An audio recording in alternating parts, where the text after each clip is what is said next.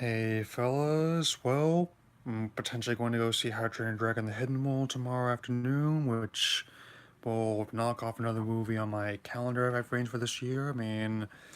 So I've been waiting for an opportunity to talk about these ones for a while, and now that time is upon me, so I'm going to be addressing, like, the first two How to Train Your Dragon films, where, okay, I had that one backwards, but still, they are based loosely on a series of books like Rosetta Cowl in the sense that the names are similar, but the way they approach the story is completely different, kind of like with the Shrek films, whereas the books were apparently more comedic in style and tone, and while there's still some comedic elements in them, overall they're much more kind of like a family sort of fantasy one, and little confession I have to make on the first one. When it was about to come out, I thought it wouldn't do well, given how, while dragons at the time were most considered to be his supporting players, here's in films like Harry Potter and Lord of the Rings, on their own, they hadn't really had the best track record, whereas films like Aragon have proved. To say I was proven pleasantly wrong, we put it mildly. I actually saw the first one in 3D in 2010, and I was blown away. Hey, in more than one. It was right after the first Avatar kicked off the craze, and just seeing it. Not only the shots of the haunts in flight, but also the world they had built. It was incredible. And seeing just the journey that's Hiccup with Jabira show was going on was a nice little parable. I'm seeing that as age in this whole trilogy so far. Hopefully, I'll keep that arc going for the next one, for the third one, since he's very much how I was at today's 17. I mean, I definitely liked how they approached it, and Toothless. Also, how expressive of he and the other dragons were.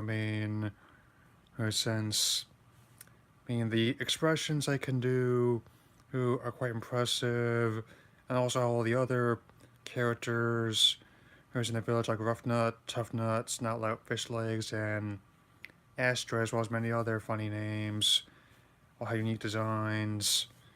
Also, the solid elements were a lot of different kind of myths, like obviously like the Viking Norse mythologies, but also we had some elements of like the Celtics of Ireland, the Gaelic mythology of Scotland, and so on and so forth. And trying to be a big hit surpassed expectations. Not only did it open number one at the time, it also actually returned number one the positive word of mouth and ended making a $217 million domestically alone, as well as over $400 million worldwide.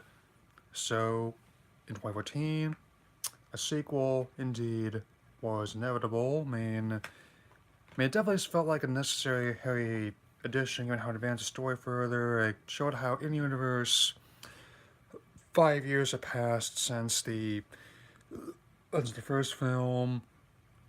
Hiccup had gotten older. They started to delve more into the world as well as the characters, and also in the case of the villain, I think there's definitely a sense of escalation of threat because in the first one, the Red Death, as it was known, was just doing things because of circumstances.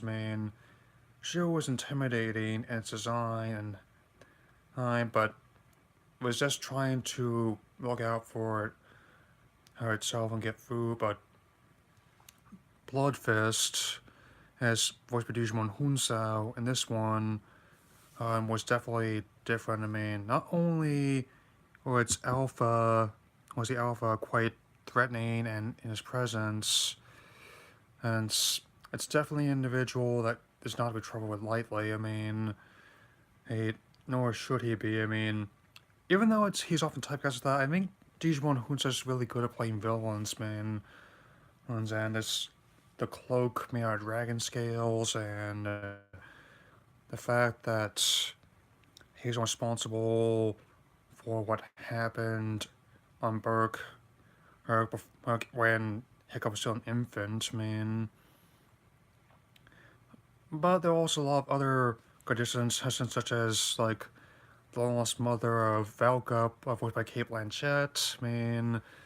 Also how Hiccup also has a new design with this, I mean, get more muscle mass built up and whole suit of armor made has like blended leather and dragon scales like this flaming sword. I mean, like it's like almost like something off of like a heavy metal album cover. I mean, and there are gonna be some mild spoilers for both of these ones. So, from the passage point, so this is gonna be your last chance to click over to something else. In 3, 2. Okay, so actually surprised me how at the end of the first one, not only did they Hiccup lost his leg, and also, but still, test audiences actually liked the idea and asked him to keep it. So having like that kind of role model for disabled people, just in general, it wasn't even that forced. They just made it part of the story, and it's acknowledgement that the conflict does have consequences in the long term, and even carried over in some of the TV spin-offs they did for Cartoon Network and Netflix, man. So at the time, while Kung Fu Panda started this trend and focusing less on goofiness and pop culture references and more on story and expanding other genres, man. And this became further compounded in the second one. That's given how much of a threat that Drago Bloodfist was, man. And since also the message it sent was that while it is good to seek out peaceful options first, you had to be prepared for conflict should the need arise, and often does, man, which is still relevant message today, even if not more was that came out 5 years ago. I mean, especially what happens that not only did they actually kill off a major character in the second one, they actually gave him a Viking funeral. With the lighting the ship on fire and everything. And since that was dramatic for a family film, and actually, even though not everyone agrees with me on this one, actually that's part of the reason I actually felt that arguably the second one I liked even better than the first one. I don't get me wrong, I love them both. I mean, hopefully the third one I'm gonna go see soon is gonna be the great finale as well. This trilogy, I mean, since the music is also really good, John Powell's scores are fantastic. I mean, they also had that veteran cinematographer Roger Deakins as visual consultant to make sure everything looks accurately, like the fire effects and other dynamic visuals are incredible, man. I mean, that's usually one of the arguments, like, animation, whenever I get a chance to try to see it in 3D, hey, unless they do a good job of filming it, live action do a good job of conversion, man, and process, and given how the third one has already been received as highly acclaimed and aimed and already made $17 million, already on track to beat out the Battle Angel, man, and so, and I definitely thinking that even if it's going to be the last of the movies, there'll still be plenty of opportunities for more spin-offs in other media. I mean, a TV series, here's another one could be feasible. I mean, since I think F. Mary Abraham definitely should be good as the main villain in this new one, since he's won this Oscar for playing Salieri and Amadeus. And even if every film he's been in isn't the best, he he definitely has such alien material, even in otherwise his less than impressive film. And it's also okay. So while Chris Sanders and Dean DeBlois worked on together on the first one, and it was DeBlois that took over the sequels, though Sanders still retains executive producer credit, man.